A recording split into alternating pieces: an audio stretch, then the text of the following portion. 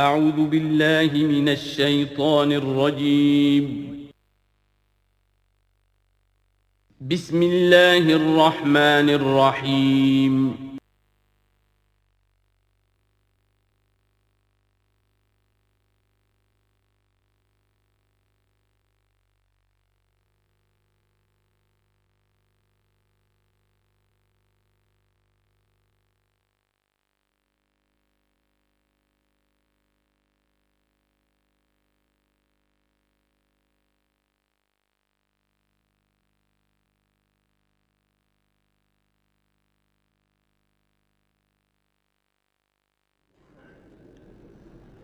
اما بعد فاعوذ باللہ من الشیطان الرجیم بسم اللہ الرحمن الرحیم حامیم والکتاب المبین انا جعلناہ قرآنا عربیا لعلکم تعقلون وقال تبارک وتعالی کما ورد فی سورۃ یوسف علیہ الصلاۃ والسلام الف لام را تلک آیات الکتاب المبین انا انزلناہ قرآنا عربیا لعلکم تعقلون وقال عز وجل کما ورد فی سورۃ الزمر قرآنا عربیا غیر ذی عوج وقال جل وعلا کما ورد فی اول سورۃ الکہف الحمد للہ الذی انزل علی عبدہ الکتاب ولم یجعل لہ عوجا صدق اللہ العظیم رب اشرح لی صدری ویسر لی امری واحلل عقدۃ من لسانی یفقہوا قولی۔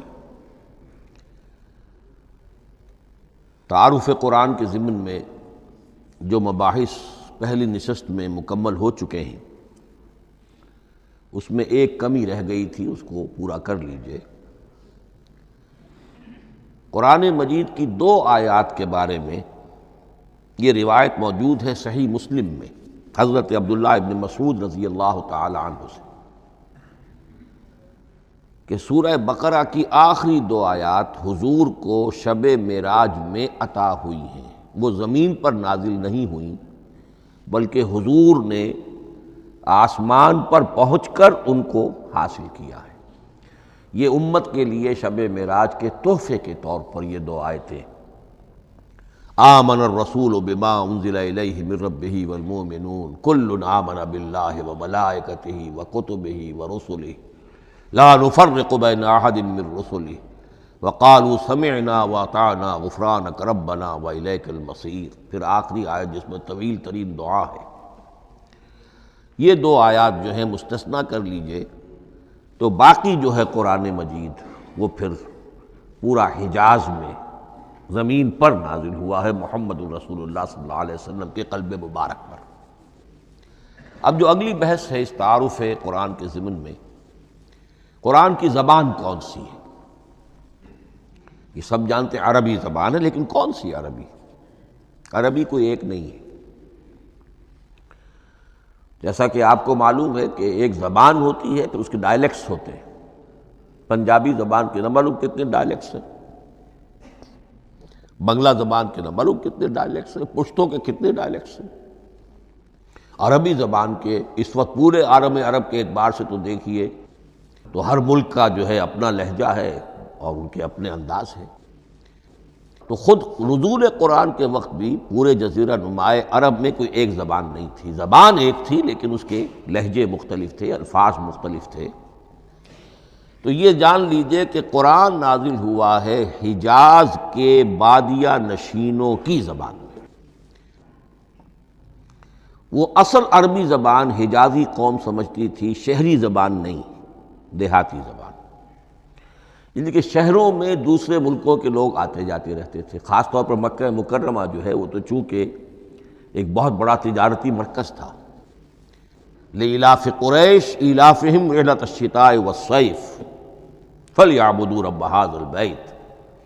ان کے قافلے جاتے تھے، آتے تھے، دوسرے تاجر بھی آتے تھے، تو ظاہر بات ہے کہ شہروں کے اندر تو پھر زبان جو ہے وہ مکسڈ ہو جاتی ہے، خالص نہیں رہتی۔ یہی وجہ ہے کہ قریش کے جو شریف گھرانے تھے، اونچے گھرانے تھے، وہ اپنے بچوں کو صحرا میں بھیج دیتے تھے کہ ان کی پرورش وہاں ہو، وہاں وہ خالص عربی زبان سیکھیں، ان کی زبان جو ہے پولیوٹڈ نہ ہو۔ تو بادیہ نشین حجاز کے، نجد کے نہیں، حجاز کے بادیہ نشین، ان کی زبان میں قرآن نازل ہوا ہے۔ یہ آیتیں اس سے پہلے بھی سامنے آ چکی ہیں سورہ زخرف کی، انا جعلناہ قرآنا عربیا لعلکم تعقلون، ہم نے اس اپنے کلام قدیم کو عربی زبان کا جامہ پہنایا ہے۔ انا انزلناہ قرآنا عربیا، یہ سورہ یوسف کی آیات، ہم نے اتارا ہے اسے قرآن عربی بنا کر، قرآنا عربیا لعلکم تعقلون۔ سورہ زمر میں قرآنا عربیا غیر ذی عوج، یہ عربی مبین میں ہے، صاف ستھری دھلی ہوئی عربی زبان جس میں کہیں کوئی ٹیڑھ نہیں ہے، کوئی ایچ پیچ نہیں ہے۔ اور یہی پھر سورہ کہف میں جو ایک ترانہ حمد اللہ نے ہمیں سکھایا ہے کہ میرے اس انعام عظیم پر میرا شکر ادا کیا کرو، تو کن الفاظ میں الحمدللہ الذی انزل علی عبدہ الکتاب ولم یجعل لہ عوجا۔ تو یہ عربی مبین جو ہے اگرچہ اصلاً ہے بادیہ نشین حجاز کے، البتہ یہ کہ عرب کے دوسرے قبائل کے بھی ان کی زبانوں کے بعض الفاظ اس میں آئے ہیں۔ اس سے آگے بڑھ کر یہ کہ بعض معرب الفاظ بھی ہیں، ہندی زبان کا کوئی لفظ اس نے عربی کا جامہ پہن لیا، فارسی زبان کا کوئی لفظ اس نے عربی کا جامہ پہن، وہ بھی قرآن میں بعض ہیں، استثناءات ہیں یہ۔ جیسے سنگ گل، یہ فارسی زبان کا لفظ ہے، سنگ گل، وہ سجیل بن کر قرآن مجید میں آ گیا ہے۔ حجارۃ من سجیل، یہ جو الم تر کیف فعل ربک باصحاب الفیل سورہ فیل میں ہے، سنگ گل کا سجیل بنا۔ اس طرح کے کچھ اور الفاظ بھی ہیں، لیکن یہ سمجھیے کہ ایکسیپشنز پروو دی رول، یہ استثناءات ہیں، قاعدہ اپنی جگہ پر قائم رہے گا کہ یہ حجاز کے بدوؤں بادیہ نشینوں کی جو زبان تھی اس میں قرآن نازل ہوا ہے۔ اس قرآن کے بارے میں، اس کی زبان کے بارے میں جو چند پہلو سامنے رہنے چاہیے، فصاحت اور بلاغت کی معراج، یہ میں بعد میں قرآن کے وجوہ اعجاز پر جب بحث کروں گا کہ یہ کس کس اعتبار سے معجزہ ہے، تو وہاں زیادہ تفصیل سے یہ بات آئے گی کہ عربی زبان کی فصاحت اور بلاغت کی معراج ہے۔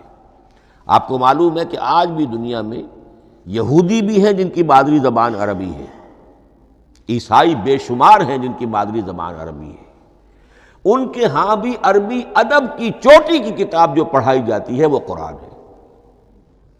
یہ انہیں ماننا پڑتا ہے کہ عربی ادب کی جو آخری کتاب ہے، چوٹی کی کتاب ہے، وہ یہی ہے۔ یہودی بھی پڑھائیں گے، جیسے آپ انگریزی زبان پڑھنی ہے، سمجھنی ہے، تو شیکسپیئر کے بغیر آپ کیسے سمجھیں گے؟ اب وہ تو ایک سٹینڈرڈ ہے۔ اسی طریقے سے یوں سمجھیے کہ عربی زبان عربی ہونے کے اعتبار سے کلام اللہ ہونا اس پر ان کا ایمان نہیں ہے، لیکن یہ کہ عربی زبان کے اعتبار سے اس کی فصاحت اور بلاغت کا لوہا وہ مانتے ہیں۔ پھر اس میں ایک خاص ملکوتی غنا ہے، ڈیوائن میوزک، صوتی آہنگ ہے، عذوبت ہے، مٹھاس ہے۔ لاہور میں ایک صاحب ہیں جو پروفیسر ہیں فونیٹکس کے پنجاب یونیورسٹی میں، وہ کہتے ہیں میں ثابت کر سکتا ہوں کہ جتنے بھی آج دنیا میں اصول ہیں صوتی، یہ خود اپنی جگہ ایک بہت بڑی سائنس ہے، اس کے اعتبار سے میں ثابت کر سکتا ہوں کہ بلند ترین موسیقی قرآن مجید میں ہے، ملکوتی غنا۔ اسی لیے قرآن مجید کو اچھی سے اچھی آواز میں پڑھنے کی تاکید آئی ہے۔ زین القرآن باصواتکم، قرآن کو اپنی آوازوں سے مزین کرو۔ اسی طریقے سے من لم یتغن بالقرآن فلیس منا، جو قرآن مجید کو اچھی سے اچھے طریقے پر پڑھنے کی کوشش نہیں کرتا وہ ہم میں سے نہیں ہے۔ اسی طرح کے واقعات بھی ہوئے ہیں۔ حضرت ابو موسیٰ اشعری رضی اللہ تعالی عنہ، وہ بہت خوش الحان تھے، تو ایک روز حضور سفر رات کے وقت کہیں گشت پر تھے، جا رہے تھے ان کے مکان کے قریب سے، تو وہ اس وقت رات کی نماز میں قرآن پڑھ رہے تھے۔ تو حضور وہاں کافی دیر تک کھڑے ہو کر سنتے رہے۔ ظاہر بات ہے کہ اس وقت کے مکان کیا ہوتے تھے، ایک ایک حجرہ ہوتا تھا، یہ کوئی کئی کنال کی کوٹھیاں تو نہیں ہوتی تھی کہ کیا پتہ چلے ان کے اندر کیا ہو رہا ہے۔ وہ تو حضرت ابوبکر کے مکان کے پاس سے گزرتے تھے تو ان کی تلاوت سنتے تھے، حضرت عمر کے مکان کے قریب سے گزرے ان کی تلاوت سنی، حضرت عمر بلند آواز میں پڑھتے تھے، حضرت ابوبکر بڑی پست آواز میں پڑھتے تھے۔ حضور نے پوچھا کہ تم ایسا کیوں کرتے ہو؟ حضرت عمر نے کہا میں اس لیے کرتا ہوں، زور سے پڑھتا ہوں کہ شیطان بھاگ جائے۔ حضرت ابوبکر نے عرض کیا کہ میں اس لیے پڑھتا ہوں کہ جس کو میں سنا رہا ہوں وہ سنتا ہے، اس کو بلند آواز کی ضرورت نہیں۔ حضور نے کہا کہ ابوبکر تم ذرا اونچی کر لو آواز، اور عمر تم ذرا پست کر لو، ایوریج میں لے آؤ۔ تو بہرحال یہ معاملہ حضور کا صحابہ کے ساتھ ہوتا تھا۔ تو ابو موسیٰ اشعری رضی اللہ تعالی عنہ کی جب قرأت آپ نے سنی تو اگلے روز جب ملاقات ہوئی فجر میں تو آپ نے تحسین فرمائی ان الفاظ میں، یا ابا موسیٰ انک قد اوتیت مزمارا من مزامیر آل داود، اے ابو موسیٰ تمہیں تو اللہ نے آل داود کے سازوں میں سے ایک ساز عطا کیا ہے، یعنی حضرت داود کے گلے میں جو ساز تھا خوش الحانی تھی، ان کی آواز نہایت خوبصورت تھی۔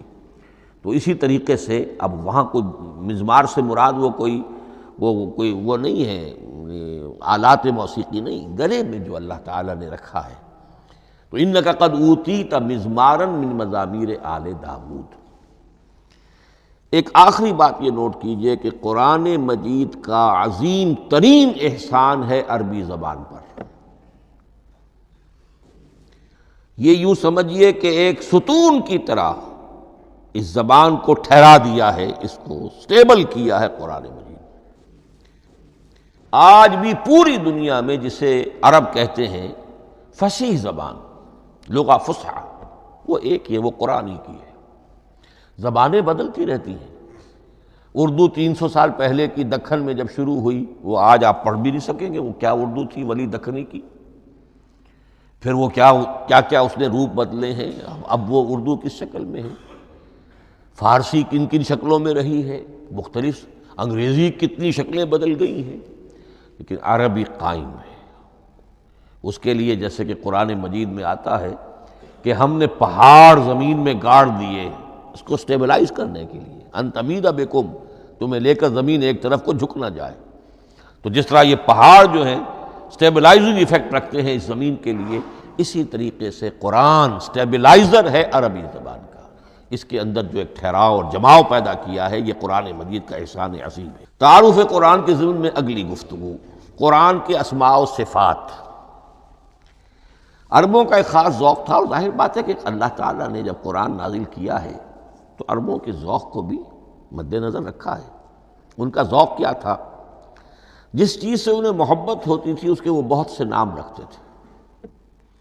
گھوڑے کے لیے ہزاروں لفظ مل جائیں گے آپ کو، شیر کے لیے 5000 الفاظ مل جائیں، تلوار کے لیے 5000 الفاظ مل جائیں، یعنی اس شے کی جو بھی صفت ہے اس صفت کے اعتبار سے ایک نام، کوئی اور صفت ہے اس صفت کے ایک اور نام۔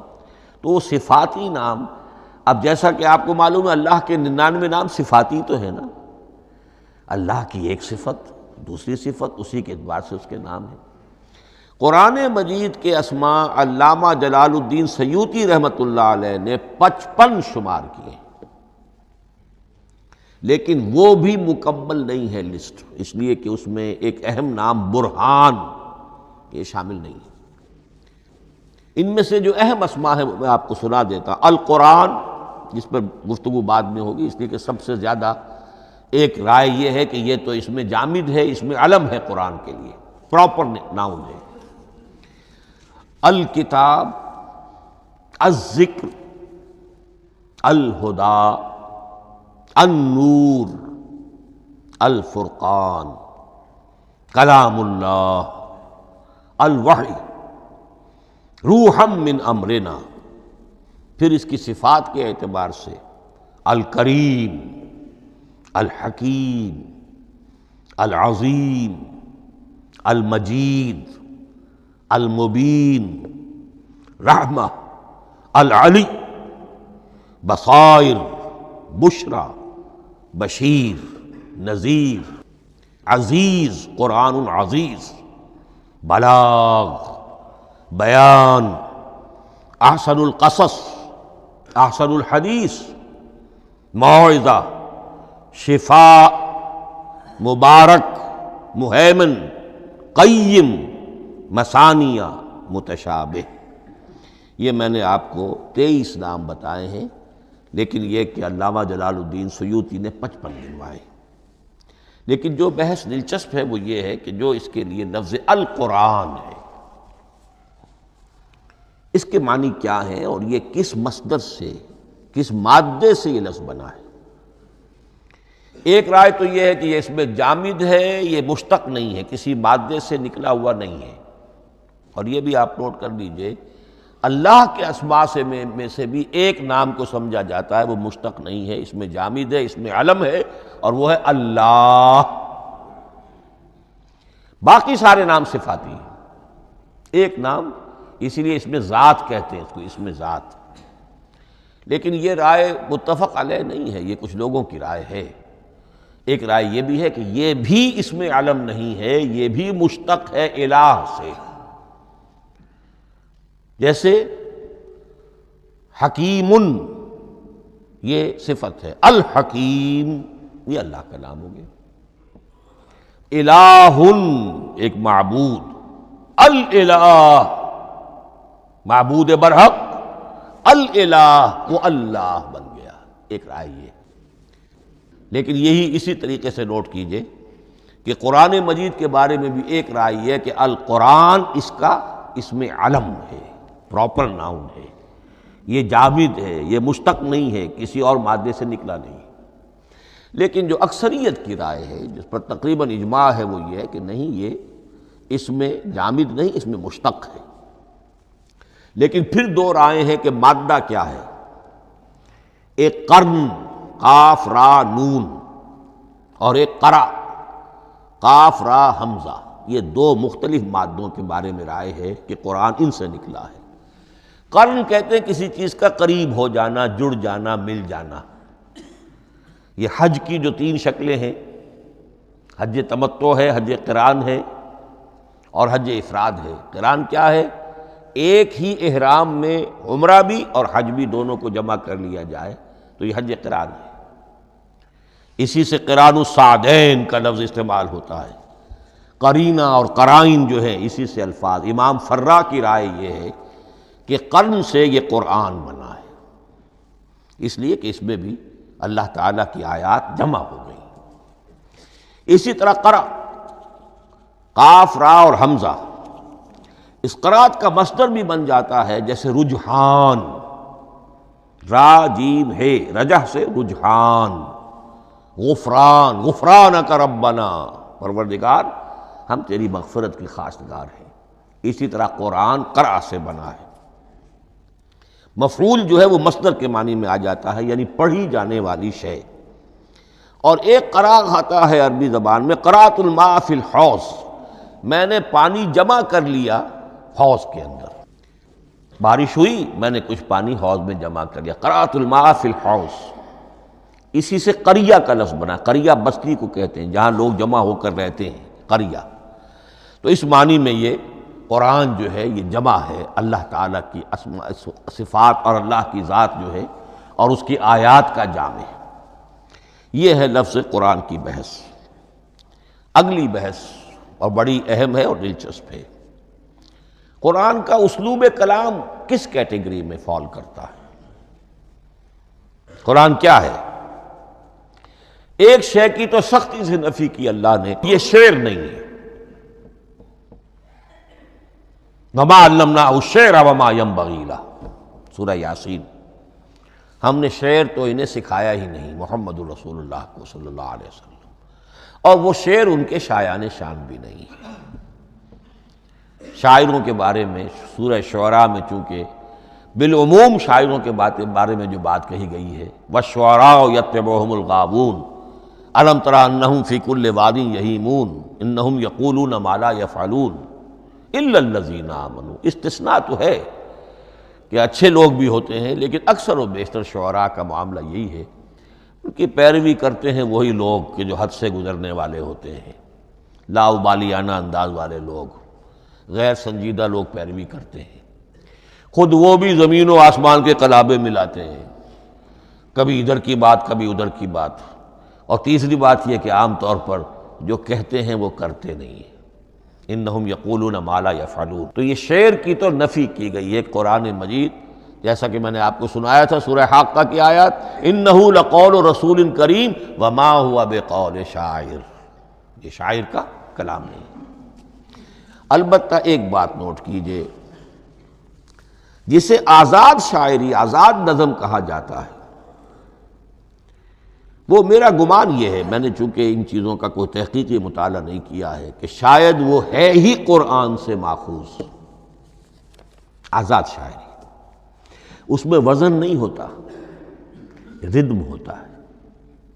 آزاد شاعری کے اندر ایک ردم ہوتا ہے، وزن نہیں ہے، ایک مصرع اتنا سا، ایک بڑا لمبا چوڑا، لیکن ردم رہے گا۔ یہ جو آزاد شاعری، بلینک ورس جس کو آپ کہتے ہیں، میرا گمان یہ ہے کہ شاید دنیا میں اس کا رواج قرآن کے بعد ہی ہوا ہو، اور قرآن مجید ہی کی نقالی میں یہ صنف جو ہے ادب کی وہ ایجاد کی گئی ہو۔ واللہ عالم، میں یہ بات دعوے سے نہیں کہہ سکتا، گمان ہے میرا۔ البتہ یہ کہ اب اس سے آگے چلیے، شعر نہیں ہے، نثر ہے، لیکن نثر کے اعتبار سے بھی کون سی کیٹیگری میں آئے گی؟ کیا یہ کتاب عام معنی میں جسے ہم کتاب کہتے ہیں وہ کتاب ہے؟ ایک تو وہ بات تھی نا جو اقبال کے حوالے سے میں نے آپ سے کہی، کتابیں نیست چیزیں دیگر است، اس وقت وہ بات نہیں میں کہہ رہا۔ عام کتابوں سے اس کا فرق کیا ہے؟ ایک کتاب ہوتی ہے، اس میں ہر چیپٹر میں ایک بحث مکمل ہو جاتی ہے، اگلے چیپٹر میں پھر لوٹا کر آپ پہلے چیپٹر کی کوئی بات نہیں کریں گے، پھر وہ بات آگے چلے گی، ابواب ہوں گے، ابواب میں مضمون کے مطابق مضمون آگے بڑھتا چلا جائے گا۔ کتاب کا یہ لازمی وصف ہے۔ قرآن مجید عثمانی میں کتاب نہیں ہے، اس میں قصہ آدم و ابلیس 7 جگہ آ رہا ہے، بار بار آ رہا ہے، سورہ بقرہ میں، سورہ اعراف میں، سورہ حجر میں، سورہ بنی اسرائیل میں، سورہ کہف میں، پھر سورہ طٰہٰ میں، چلتے جائیے، سورہ صاد میں حضرت موسیٰ علیہ السلام کا قصہ کتنی مرتبہ آ رہا ہے۔ تو قرآن مجید اس کتاب کی کیٹیگری، اس کی ڈیفینیشن پر پورا نہیں اترتا۔ دنیا میں جو کتاب کا معیار ہے، عام اس کا جو اسلوب ہے، اس کی جو ڈیفینیشن ہے، ایک شکل ہوتی ہے مجموعہ مقالات، وہ بھی نہیں ہے۔ اس میں ہر مقالہ اپنی جگہ پر ایک مکمل شے ہوتی ہے، لیکن یہ کہ وہ دوسرے مقالات سے تو مختلف ہوگی، یہ مجموعہ مقالات بھی نہیں۔ اس کا اسلوب جو ہے وہ خطبے کا ہے، اوریشن، اور یہ کہا جا سکتا ہے it's a collection of divine orations. یہ اللہ تعالیٰ کے خطبات کا مجموعہ ہے۔ مختلف اوقات میں خطبے نازل ہوتے تھے حضور پر صلی اللہ علیہ وسلم۔ اور یہ بھی جان لیجئے کہ عرب میں ادب کی 2 ہی صنفیں تھیں جو معروف تھیں، یا شعر یا خطبہ، یا خطیب ہوتے تھے بڑے شعرا بیان خطیب، اور یا شاعر ہوتے تھے۔ تو یہ جب شعر کے اسلوب پر نہیں تھا تو خطابت کا اسلوب ہے جو اللہ نے اختیار فرمایا، اور ہر موقع پر، ہر مرحلے پر جو خطبہ اس وقت کے حالات کی مناسبت سے نازل ہوا وہ ایک صورت ہے۔ تو یہ ہے کلیکشن آف ڈیوائن اوریشنز، یہ اللہ تعالیٰ کے مجموعہ خطبات الہیہ اسے کہا جا سکتا ہے۔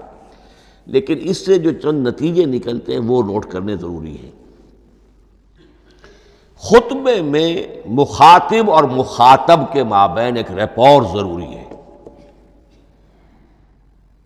اگر کوئی مصنف بیٹا کتاب لکھ رہا ہے، اس کے سامنے کوئی سامع نہیں ہوتے، وہ تو اپنی مگن میں جو بھی خیال ہے اپنے دل میں وہ لکھ رہا ہے۔ خطبے میں سامع سامنے ہوتے، اگر ان کے درمیان رپورٹ نہ رہے، ہم آہنگی نہ رہے، تو پھر وہ خطبہ غیر مؤثر ہو جائے گا، لوگ جو ہیں ان کو اونگ آنے لگے گی، وہ متوجہ ہی نہیں رہیں گے۔ تو ایک رپورٹ مخاطب اور مخاطب ان کے درمیان۔ دوسرے یہ کہ خطبہ کا ایک وصف لازمی یہ ہوتا ہے کہ ایک واقعاتی پس منظر ہوتا ہے پیچھے موجود، اب کوئی شخص ہے سیاسی تقریر کر رہا ہے، ایک خاص پس منظر موجود ہے، اس میں وہ ان چیزوں کی طرف حوالے دیتا چلا جائے گا، صرف وہ تفصیلات بیان نہیں کرے گا، اس لیے کہ وہ لوگوں کو معلوم ہے آج کے دور کا ایک واقعہ ہے، لوگوں کے علم میں ہے، لیکن کتاب میں آپ لکھیں گے تو پھر وہ پورا واقعہ بھی بیان کرنا پڑے گا آپ کو کہ یہ کب ہوا، کیسے ہوا، جس کا میں حوالہ دے رہا ہوں۔ لیکن خطبے کے اندر پس منظر جو ہے وہ موجود ہے، اور اس کے حوالے سے صرف جو اشارات اس کی طرف ہو جائیں گے۔ نمبر 3 یہ ہے کہ خطبے میں تحویل خطاب بہت ہوتا ہے۔ تحویل خطاب سے کیا مراد ہے؟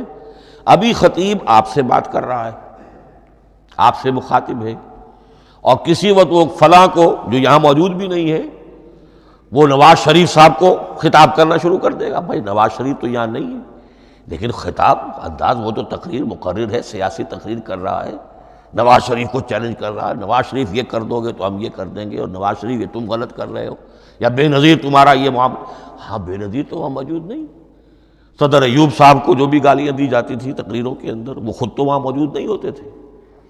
تو اس میں تحویل خطاب نوٹ کرنا پڑتا، ابھی کس سے بات ہو رہی تھی، ابھی کس سے بات ہو رہی۔ قرآن مجید میں آپ دیکھیں گے ایک آیت میں حضور سے خطاب ہے، اگلی آیت میں کفار سے خطاب ہے، اس سے اگلی آیت میں اہل ایمان سے خطاب ہے۔ تو تحویل خطاب جو ہوتا ہے اس کے حوالے سے نوٹ کرنا پڑتا ہے کہ اس وقت اس آیت کا جو رخ ہے کدھر ہے، اس میں کس کو خطاب کیا جا رہا ہے۔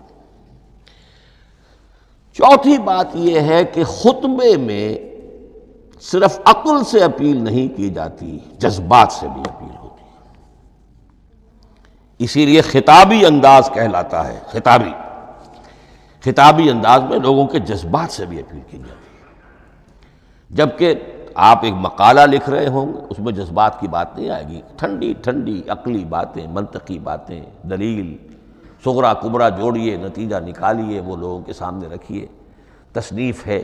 لیکن خطبے کے اندر صرف عقل نہیں، جذبات سے بھی اپیل ہوتی ہے۔ اب یہ سارے اوصاف میں جو بیان کر رہا ہوں یہ سب قرآن مجید میں بتمام و کمال بدرجہ اتم موجود ہیں۔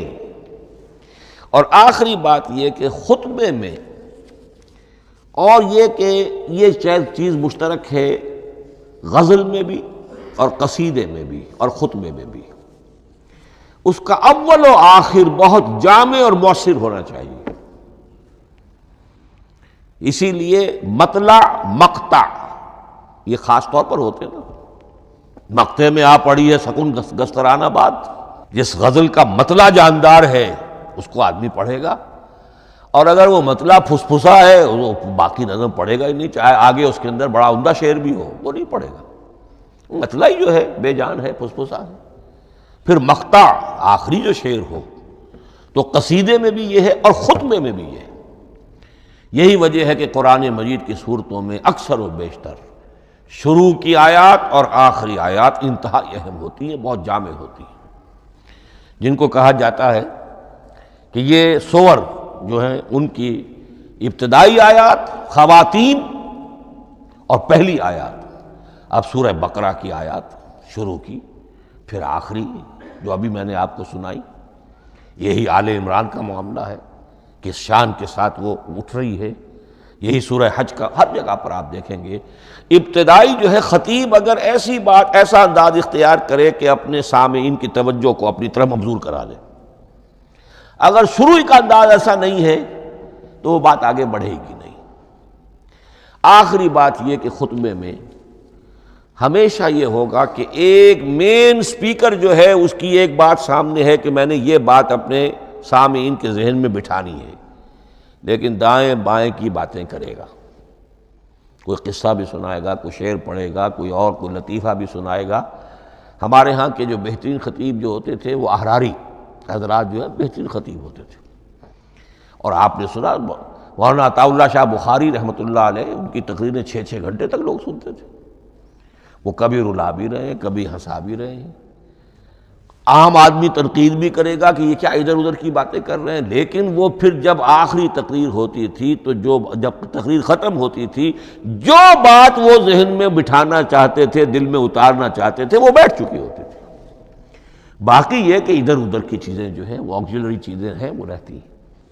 یہ ہیں 6 اوصاف خطبات کے، اور قرآن مجید کے اندر بھی یہ اوصاف کم و بیش موجود ہیں۔ قرآن کا اسلوب خطبے کا ہے۔ اب اگلی بحث پر آئیے، قرآن مجید کی ترکیب اور تقسیم،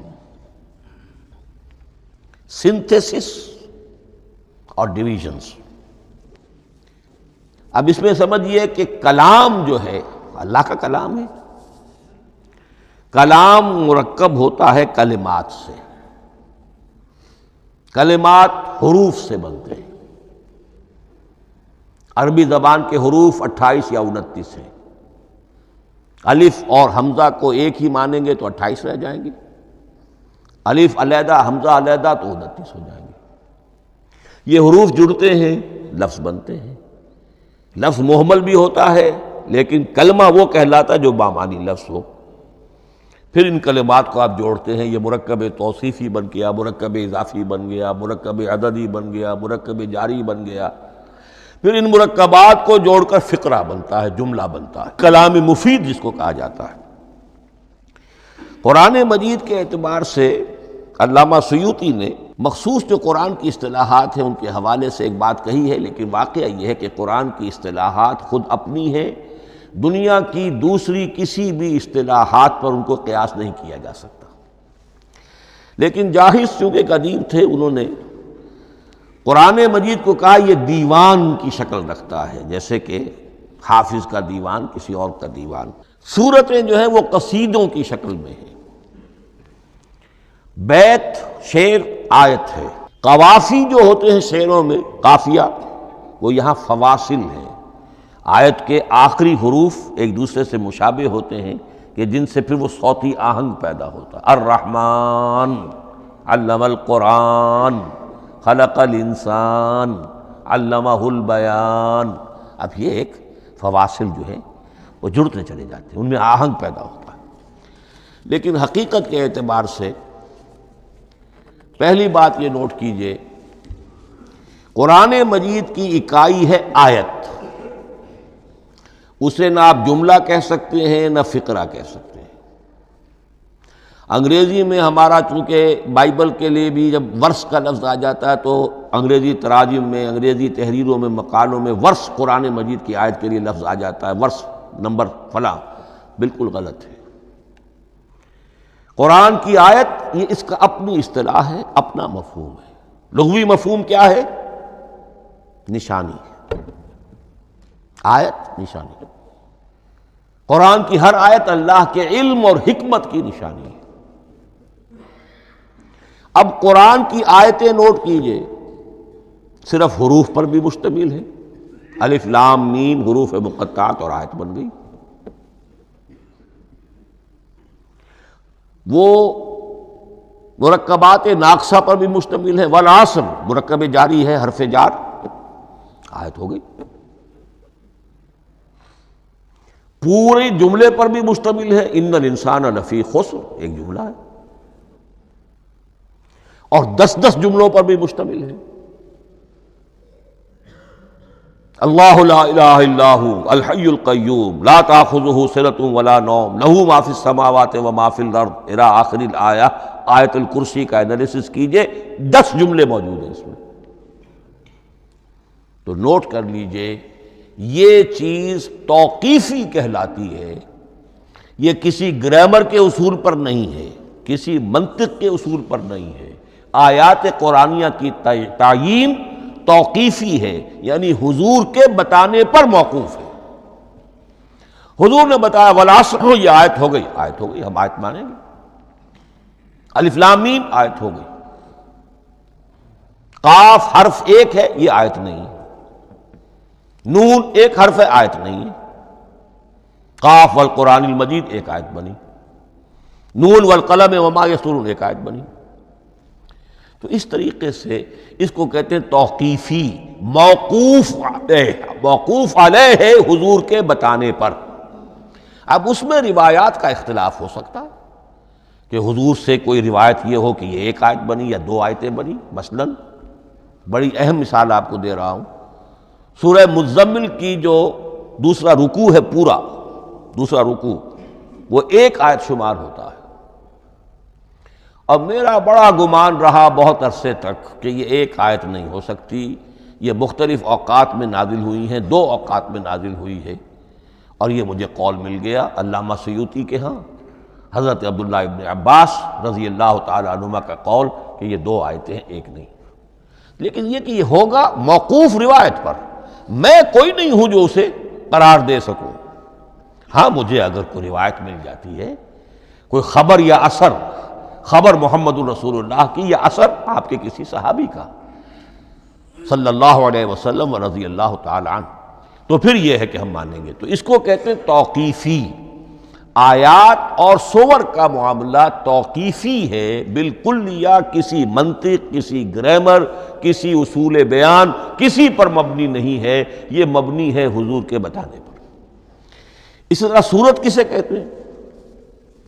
عربی زبان میں سور کے معنی ہے فصیل، فضرب بینہم بسور لہ باب، سورہ حدید کے اندر الفاظ آئے۔ اب اس کا کیا تصور دیا گیا کہ ہر آیت جو ہے وہ اللہ کے علم اور حکمت کی نشانی ہے۔ 10 آیتیں، 20 آیتیں، 100 آیتیں، 285 آیتیں، 286 آیتیں جوڑ کر ایک فصیل باندھ دی گئی۔ یہ شہر حکمت خداوندی ہے، ایک نظم ہوتا ہے۔ جیسے آپ شہر کا ٹاؤن پلاننگ آج کا تو بہت بڑا فن ہے، بڑی اسپیشلائزیشن ہے، شہر کو پلان کرنا، اس کے اندر کیا کچھ ہونا چاہیے، کس طرح سے ہونا چاہیے۔ تو یہ سورت جو ہے یہ ایک یونٹ ہے قرآن مجید کی، اور اس کا جو لفظی معنی ہے فصیل، گویا کہ اس نے گھیرے میں لیا ہوا ہے ایک شہر معنی کو، علم و حکمت کے ایک شہر کے گرد یہ فصیل جو ہے پوری ہوئی ہے۔ اب اس میں نوٹ کر دیجئے جہاں تک، اچھا جیسے آیتیں چھوٹی بھی ہیں بڑی بھی ہیں، والعصر بھی آیت ہے، اور الف لام میم بھی آیت ہے، اور جیسا کہ میں نے عرض کیا آیت الکرسی بھی آیت ہے۔ اس طرح سورتیں چھوٹی بھی ہیں بڑی بھی ہیں۔ سورۃ العصر 3 آیتیں، سورۃ الکوثر 3 آیتیں، سورۃ النصر 3 آیتیں، 3 ہی سورتیں 3 آیتوں پر مشتمل ہیں۔ 3 سے کم پر کوئی نہیں، 2 آیات کی کوئی صورت نہیں ہے۔ لیکن آگے آپ چل کے جائیے، اس کی بڑی سے بڑی تعداد سورہ بقرہ جو ہے سب سے بڑی ہے۔ تو آیت اور سورت کے علاوہ دور صحابہ میں صرف ایک لفظ اور تھا قرآن کی تقسیم کے ضمن میں، اور وہ تھا منزل یا حزب۔ منزل یا حزب 7 منزلوں میں یا 7 احزاب میں قرآن کو تقسیم کیا گیا، تاکہ جو شخص قرآن مجید ایک ہفتے میں ختم کرنا چاہے، ہر شب میں اکثر و بیشتر وہ لوگ رات کو ہی رات کی نماز میں قرآن پڑھتے تھے، ایک منزل پڑھ لے تو ہفتے میں پورا قرآن ختم ہو جائے گا۔ یہ حزب بھی ہے اور منزل بھی ہے، اور یہ چونکہ دور صحابہ میں تھا، یقیناً حضور نے بتایا ہوگا، اس میں آپ کو عجیب حسن نظر آئے گا۔ اس میں یہ نہیں کیا گیا کہ بالکل برابر برابر ساتھ کر دو بھائی، چاہے صورتیں ٹوٹ جائیں، صورتوں کی فصیل کوئی نہیں ٹوٹتی، اس میں صورتیں مکمل جو کہ تو آئیں گی۔ اور پھر یہ کہ عجیب بات ہے کہ سورہ فاتحہ کو اگر ایک طرف رکھ دیں، وہ قرآن کے دیباچے کی حیثیت رکھتی ہے۔ تو پہلی منزل میں 3 سورتیں، دوسری میں 5 سورتیں، تیسری میں 7، چوتھی میں 9، پانچویں میں 11، چھٹی میں 13، اور 7ویں میں 65۔ یہ ہے کہ جو ان صورتوں کی ایک بڑی جیسے کہ ایک سیڑھی چڑھ رہی ہے، اور تقریباً مساوی ہو جاتے ہیں، کوئی 4.25 پارے ہے، کوئی 4.5 پارے ہے، کوئی 4.25 پارے، اس طریقے سے ہے، تقریباً مساوی۔ لیکن آرٹیفیشل ایکویلٹی پیدا کرنے کے لیے، مصنوعی مساوات پیدا کرنے کے لیے صورتوں کی فصیلوں کو نہیں توڑا گیا۔ اس سے آگے چل کر جو پاروں کی تقسیم ہے وہ بہت بعد کی بات ہے، 30 پارے، اور اس میں آپ کو یہ ساری قباحتیں نظر آئیں گی۔ اس میں صورتوں کی فصیلیں توڑی گئی ہیں۔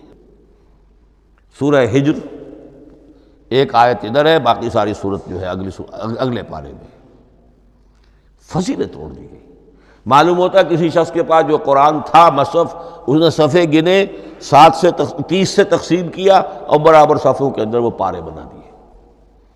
لیکن بہرحال دور صحابہ میں پاروں کا کوئی ذکر نہیں تھا، یہ بات کی بات ہے۔ دور صحابہ میں آیت، سورت اور حزب۔ اسی طریقے سے طویل سورتوں کو جو رکوعوں میں تقسیم کیا گیا، یہ بھی بات کی بات ہے۔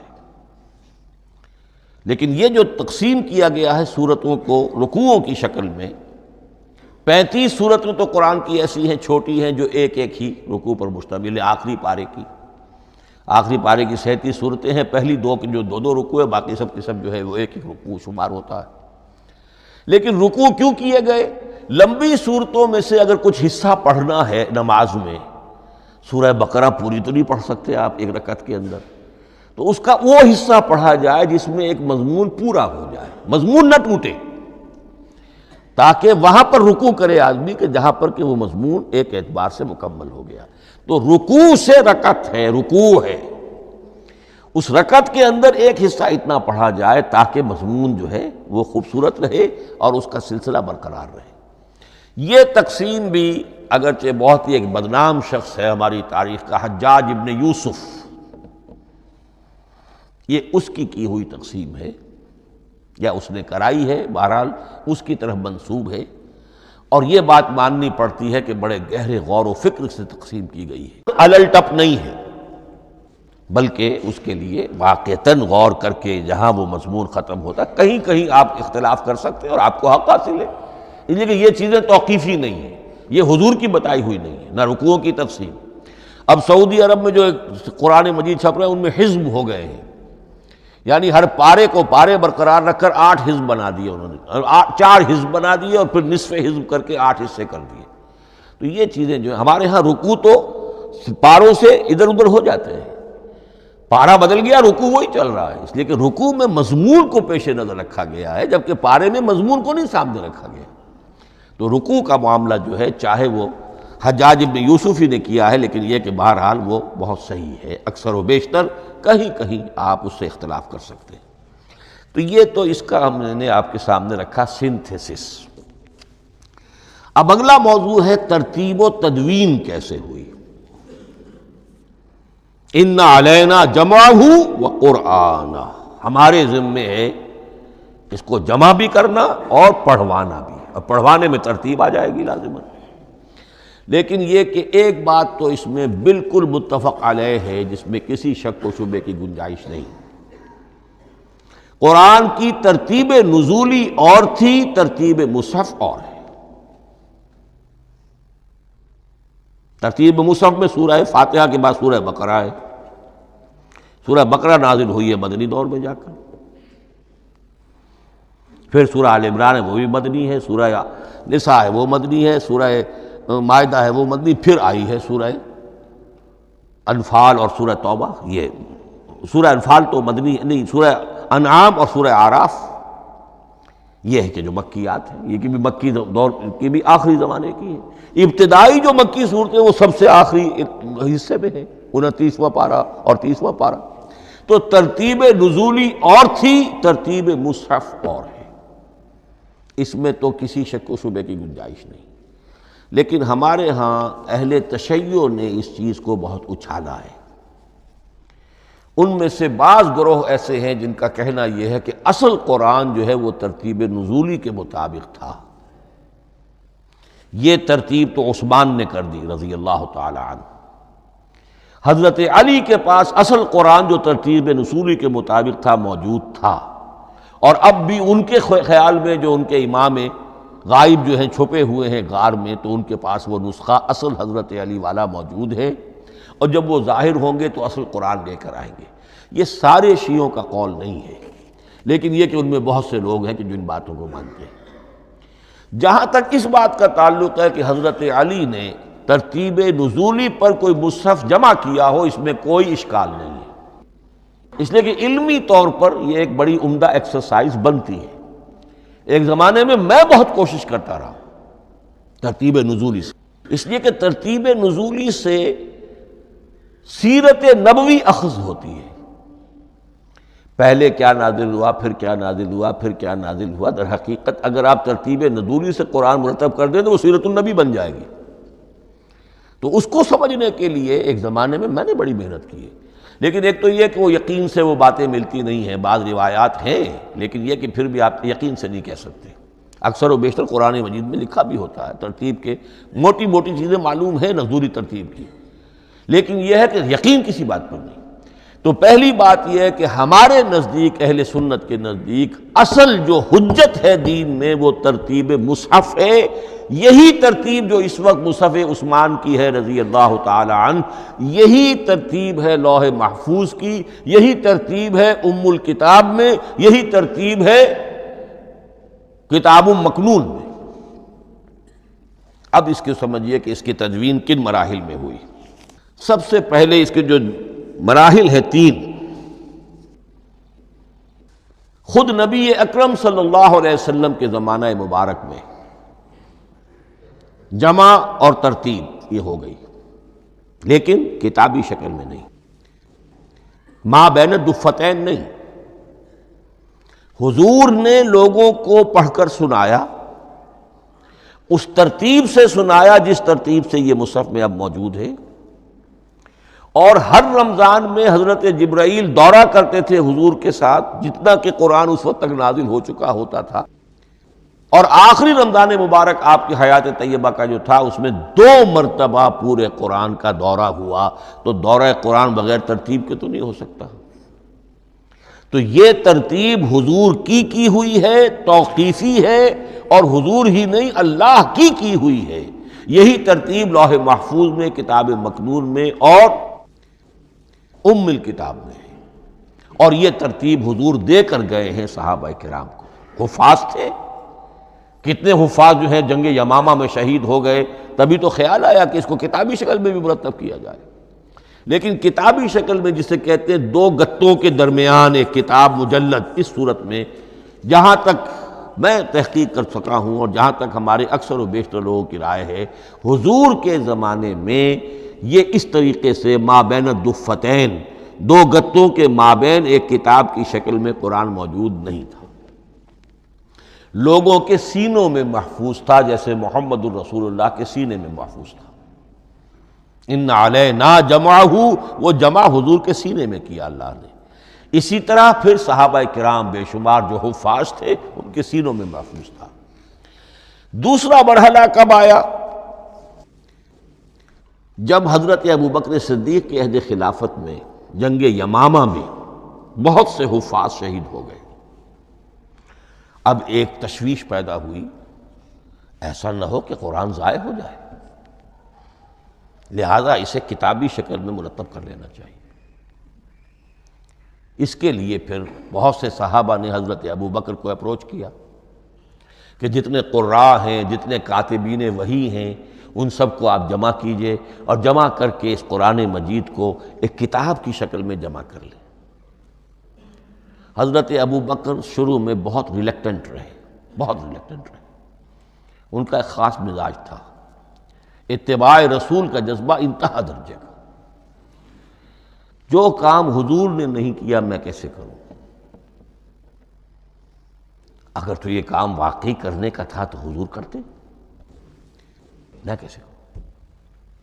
لیکن یہ کہ جب صورتحال بہت لوگوں کی طرف سے دباؤ پڑا کہ نہیں یہ کر لینا چاہیے، ان کے سامنے بھی حکمت آ گئی، تو پھر انہوں نے اتفاق کرتے ہوئے جتنے بھی کاتبین وحی تھے ان سب کی ایک کمیٹی بنائی اور ان کو کہا کہ اب اس قرآن کو مرتب کر کے ایک کتابی شکل دے دی جائے۔ وہ کتابی شکل حضرت ابوبکر کے دور میں ہو گئی۔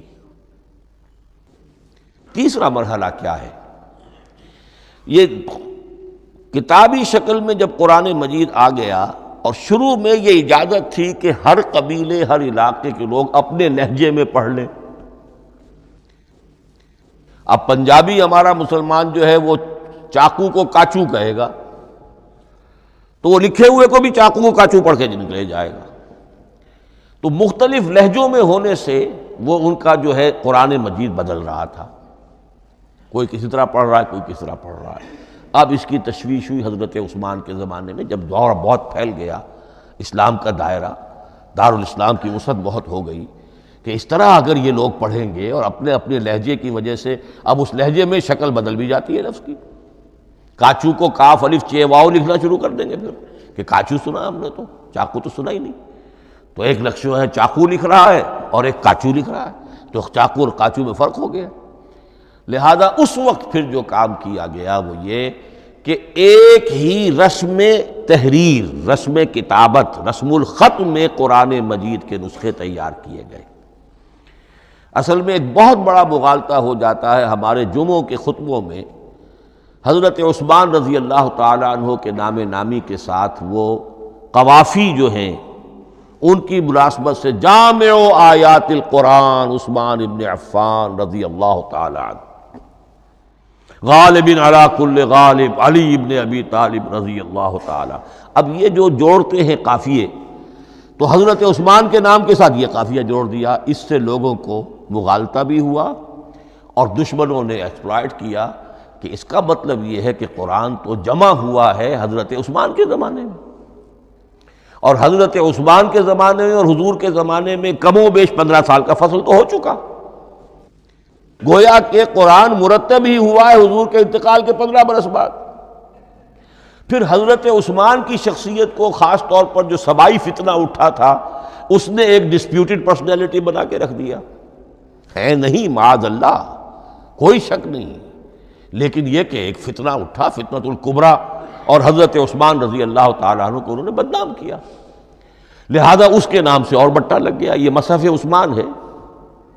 یہ ہے اصل میں وہ حماقتیں کہ جو ہوئی ہیں ہم سے، یہ قافیے ملانے کی وجہ سے، حالانکہ حضرت عثمان کی شان جو ہے وہ در حقیقت جامع آیات القرآن نہیں ہے، جامع الامت علی رسم واحد، پوری امت کو ایک رسم الخط پر جمع کرنے والی شخصیت حضرت عثمان کی ہے۔ مثلا اب دیکھیے مالک یوم الدین کس طرح لکھیں گے؟ میم لام اور کاف،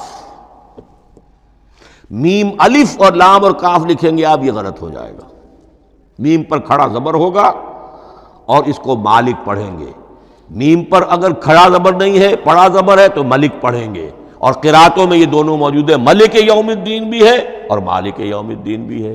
اگر آپ نے میم الف لکھ دیا ایک قرات نکل گئی، اب وہ اس میں آ ہی نہیں سکتی، وہ تو مالک ہی پڑھا جائے گا۔ یہ زیر زبر بھی جو لگے ہیں قرآن مجید میں، یہ بھی حجاج ابن یوسف کے زمانے میں لگے، اس سے پہلے نہیں تھے۔ اور یہ رموز و اوقاف، یہ آیتوں کے نشان اور یہ وقفہ بیچ میں، یہ بھی حجاج ابن یوسف کے زمانے کی چیزیں ہیں، ورنہ عربوں کے لیے تو ان کی اپنی زبان تھی، انہیں ان چیزوں کی ضرورت ہی نہیں تھی۔ آپ کو معلوم ہے پرانے زمانے کے جو منشی ہوتے تھے، انشاء پرداز، وہ جب خط لکھتے تھے تو اس میں نقطے وغیرہ نہیں لگاتے تھے، جس کو خط لکھا جا رہا ہے وہ توہین سمجھے گا کہ شاید مجھے جاہل سمجھا کہ نقطے بھی لگا کے بھیجا جا رہا ہے خط پر، گویا کہ میں تو سمجھ ہی نہیں سکتا بغیر نقطوں کے۔ تو یہ جو ہے پرانے جو شکستہ خطوط لکھے جاتے تھے ان کا یہ انداز تھا، لہذا کوئی نقطے وغیرہ نہیں تھے، یہ بھی بعد میں لگے۔ تو ملک یوم الدین، مالک یوم الدین، اس کی رسم آئے گا میم لام کاف، کھڑا زبر ہے مالک یوم الدین اور ویسے پڑا زبر ہے ملک یوم الدین۔ یہ رسم الخط ہے جس پر کہ حضرت عثمان رضی اللہ تعالی عنہ نے پوری امت کو جمع کر دیا، اور اس کے نسخے تیار کرا کے، مختلف روایات میں آتا ہے 5 یا 7 نسخے تھے، ایک مدینہ منورہ میں رکھا اپنے پاس، اور اسی پر ان کے خون کے دھبے بھی ہیں، اور وہ نسخہ قرآن مجید کا اب استنبول کے اندر ہے، توپ کاپی کا جو عجائب خانہ ہے، عجائب گھر ہے، جس میں جہاں نوادرات کے ساتھ ساتھ حضور کے بھی کچھ تبرکات اور جمع ہیں، وہاں وہ نسخہ موجود ہے۔ اس میں انگلی جو کٹی تھی حضرت نائلہ جو ان کی اہلیہ تھی، جب وار کیا گیا ہے حضرت عثمان پر، قرآن پڑھ رہے تھے، انہوں نے روکا اپنے ہاتھ سے تو ان کی انگلی کٹی اور اس کے خون کے قطرے جو ہیں وہ مصحف پر آئے۔ تو یہ وہ قرآن، پھر انہوں نے ایک مکہ مکرمہ میں، ایک دمشق میں، ایک کوفے میں، ایک یمن، ایک بحرین، ایک بصرہ، مختلف جگہوں پر وہ آفیشل ورشن قرآن کا صرف رسم الخط اسکرپٹ کے اعتبار سے۔ لیکن اب پھر نوٹ کر لیجئے، قرآن مرتب ہو چکا، مدون ہو چکا دور نبوی میں، لیکن کتابی شکل میں نہیں، سینوں میں محفوظ۔ دور خلافت ابی بکر میں وہ کتابی شکل میں لایا گیا، اور اس کے لیے پھر بحث ہوئی کہ اب اس کا نام کیا رکھا جائے۔ اس کے لیے کئی نام تجویز ہوئے، سفر بھی، انجیل بھی، وغیرہ وغیرہ، لیکن پھر اس کو حضرت عبداللہ ابن مسعود رضی اللہ تعالی عنہ نے اہل حبشہ سے استشہاد کرتے ہوئے مصحف نام رکھا، مصحف۔ یہ مصحف بن گیا حضرت ابوبکر کے زمانے میں، لیکن مصحف کی قرأت کے جو فرق ہو رہے تھے تو وہ لکھنے کے اندر بھی فرق آنا شروع ہو گیا۔ اس کو دور کیا حضرت عثمان نے، اس کا آفیشل ورژن تیار کروایا، ایک رسم الخط پر پوری امت کو جمع کر دیا، باقی جو نسخے تھے انہیں آپ نے پھر ضائع کر دیا، تاکہ کوئی اور یہ نہ رہے کہ اب یہ بھی ایک تھا پرانا نسخہ نکل آیا، اس میں تو یہ لفظ اس طرح لکھا ہوا ہے۔ تو جامع الامت علی رسم واحد، ایک ہی رسم الخط پر پوری امت کو جمع کرنے والی شخصیت وہ حضرت عثمان کی ہے رضی اللہ تعالی عنہ۔ بہرحال یہ نوٹ کیجئے کہ یہ مرحلہ بھی حضرت عثمان کے زمانے میں، تو یوں سمجھیے کہ حضرت عثمان کا پورا عہد بھی آپ جوڑ لیں تو آپ کی جو شہادت ہے وہ تقریباً یوں سمجھیے کہ حضور کے انتقال کے وہ 25 برس بعد ہے، گویا ربع صدی کے اندر اندر حضور کے انتقال کے بعد، چوتھائی صدی کے اندر اندر سارے مراحل طے ہو گئے۔ یہی وجہ ہے میں نے شروع میں آپ کو بتایا تھا کہ پوری دنیا یہ مانتی ہے کہ آج جو قرآن مسلمانوں کے پاس ہے یہ ہے وہی جو محمد عربی صلی اللہ علیہ وسلم نے اپنی امت کو دیا تھا۔ یہ دوسری بات ہے کہ ہم سمجھتے ہیں کہ محمد عربی صلی اللہ علیہ وسلم کو یہ اللہ کے کلام کی صورت میں حضرت جبرائیل نے پہنچایا تھا، وہ اس کو نہیں مانتے، لیکن یہ حصہ اس کا ماننے پر مجبور ہیں کہ وہ اصل قرآن اپنی اسی انٹیگریٹی کے ساتھ، اپنے پوری پیور، اس کا جو بھی ہے ٹیکسٹ پیور ہے اور اس کی انٹیگریٹی میں کوئی شک و شبہ کی گنجائش نہیں ہے کہ یہ وہی شے ہے جو محمد نے اپنی امت کو عطا فرمائی تھی صلی اللہ علیہ وسلم۔ ایک آخری بات، شاید میرے پاس 3 منٹ ہیں، یہ جو میں نے آپ کو ترتیب بتائی تھی قرآن کی، آیتیں، سورتیں، پھر حزب، اب اس میں ایک شے نوٹ کر لیجئے۔ آیت اللہ تعالیٰ کے علم و حکمت کا ایک نمونہ ہے، آیتوں کو جوڑ کر جب سورت بنائی تو آیتوں کے اندر جو ربط ہے، اس ربط آیات سے ایک اور معنی، ایک اور حکمت کا دروازہ کھلتا ہے۔ جیسے موتی ہے، ہر موتی بڑا خوبصورت ہے، لیکن جس ترتیب سے آپ نے پرویا، اس کو دھاگے میں ہار بنایا، اس ترتیب سے اس کا حسن دوبالا ہو جائے گا۔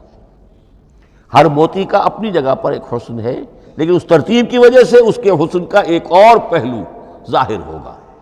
اسی طرح قرآن مجید کی صورتوں میں ربط آیات بہت اہم ہے۔ ایک مرکزی مضمون ہوتا ہے ہر صورت کا، مرکزی مضمون، عمود، اور اس کے گرد وہ ساری آیتیں اس طریقے سے گھوم رہی ہوتی ہیں، جڑی ہوئی ہوتی ہیں، جیسے کہ ایک دھاگے کے اندر پروئے ہوئے موتی ہوتے ہیں کہ جس کی جو ہار کی شکل اختیار کرتے ہیں۔ دوسری بات یہ، اکثر و بیشتر صورتیں قرآن مجید میں جوڑوں کی شکل میں ہیں، ایک مضمون کا ایک پہلو اس جوڑے کے ایک فرد میں اور دوسرا پہلو اسی کا دوسرے فرد میں، جیسے معوذتین، 2 صورتیں ہیں، مضمون ایک یہ تعوذ، معوذتین، الزہراوین، سورہ بقرہ، سورہ آل عمران کو کہا گیا الزہراوین، حضور نے فرمایا 2 نہایت تابناک صورتیں، بڑی روشن صورتیں۔ جیسے آپ دیکھیں گے یا ایھا المدثر یا ایھا المزمل قم اللیل الا قلیلا یا ایھا المدثر قم فانذر، ایک ہی طرح کا اٹھان ہے، حضور سے خطاب ہو رہا ہے۔ سورۃ الضحیٰ، سورۃ الانشراح، یہ تمام جوڑوں کی شکل میں۔ اسی طرح سورہ طلاق، سورہ تحریم، یا ایھا النبی اذا طلقتم النساء فطلقوہن لعدتہن یا ایھا النبی لم تحرم ما احل اللہ لک تبتغی مرضات ازواجک۔ شوہر اور بیوی کے درمیان تعلق یا تو اتنا گہرا ہو جاتا ہے کہ ایک دوسرے کے لحاظ میں وہ حدود خداوندی ٹوٹنے لگے، بیوی کی وجہ سے آپ نے کسی حرام شے کو حلال کر لیا یا حلال کو حرام کر لیا، بیوی کو ناپسند ہے وہ شے، تو حضور سے ذرا سا یہ ہو گیا تھا معاملہ، اپنی ازواج مطہرات حضرت عائشہ اور حضرت حفصہ رضی اللہ تعالیٰ عنہما، ان دونوں کی رضا جوئی کے لیے وہ خاص قسم کا شہد ہے، قسم کھا لی آپ نے کہ میں اسے استعمال نہیں کروں گا۔ لما تحرم ما احل اللہ لک، اے نبی آپ کیوں حرام کرتے ہیں اپنے اوپر وہ شے جو اللہ نے آپ کے لیے حلال کی ہے؟ تبتغی مرضات ازواجک، اپنی بیویوں کی رضا جوئی میں۔ یہ ایک انتہا ہوئی۔ دوسری انتہا کیا ہے؟ میاں اور بیوی میں اتنا بودھ ہو جائے کہ طلاق تک نوبت آ جائے۔ تو سورۃ التحریم ایک انتہا کو بیان کر رہی ہے، سورہ طلاق اگلی اس کے ساتھ جڑی ہوئی وہ دوسری انتہا کو بیان کر رہی ہے۔ سورہ صف حضور کے مقصد بعثت کو بیان کر رہی ہے، سورہ جمعہ آپ کے طریقہ کار کو بیان کر رہی ہے۔ اس طرح قرآن مجید کی اکثر و بیشتر صورتیں جو ہیں وہ جوڑوں کی شکل میں ہیں۔ میرا خیال یہ ہے کہ وقت ختم ہو گیا ہے، اس مضمون کا تھوڑا سا حصہ باقی ہے، وہ انشاءاللہ میں اگلی نشست میں لوں گا۔ بارک اللہ لی ولکم فی القرآن العظیم ونفعنی وإیاکم بالآیات والذکر الحکیم۔